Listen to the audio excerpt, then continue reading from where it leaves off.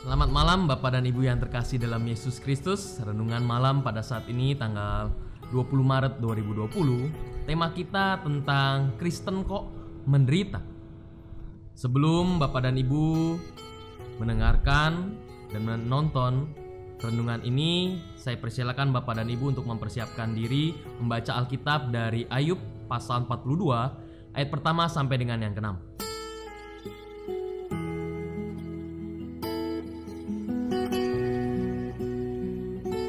Dalam salah satu tayangan hitam putih yang dipandu oleh Deddy Corbuzier, pada bagian akhir tayangannya, ia mengatakan sebuah statement yang sangat menarik. Ketika mengalami pergumulan hidup, banyak orang mengeluh dan berkata, "Why me? Why me?" Namun Tuhan bisa saja mengatakan, "Why not?" Tuhan mengizinkan itu terjadi kepada kita supaya kita semakin bertumbuh melalui pergumulan demi pergumulan yang kita hadapi. Bapak dan Ibu yang terkasih dalam Yesus Kristus, kita mengingat bagaimana kehidupan seorang Ayub. Dia seorang yang saleh, dia taat kepada Tuhan, tapi ada sebuah peristiwa yang terjadi yang dia tidak kehendaki, yang menghancurkan kehidupannya. Dia mengalami sakit penyakit, anaknya mati, hartanya hancur dan dirampok oleh orang, bahkan istrinya mengatai dia gila. Sudah jatuh ketimpa tangga. Namun sekalipun Ayub menderita, dia tidak pernah meninggalkan Tuhan. Pengalaman pahit yang dialami Ayub justru telah membuat dia semakin kuat dan taat kepada Tuhan. Di dalam Ayub 42 ayatnya yang kelima, bahwa ia sadar Allah akan berkarya dalam kehidupannya, ia mengalami secara langsung dan tidak lagi mendengar kata orang.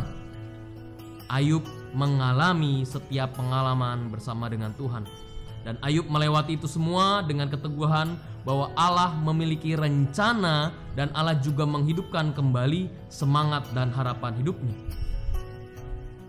Tema kita, Kristen kok menderita?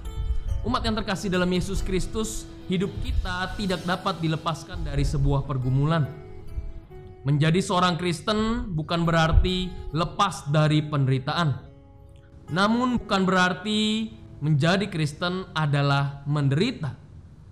Belajar dari Ayub, sebagai orang Kristen kita harus siap dalam menghadapi penderitaan di dunia ini.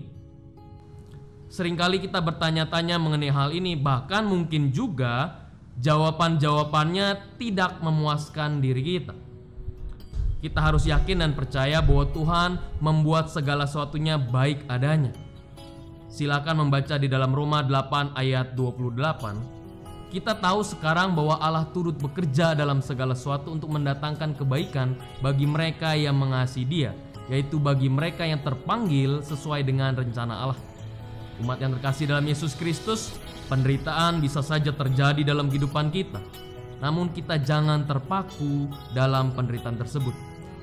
Melainkan sekalipun dalam penderitaan kita tetap harus mendatangkan kebaikan dalam kehidupan kita. Selamat malam, Tuhan memberkati. Ingatlah, social distancing, stay at home ini bukan liburan.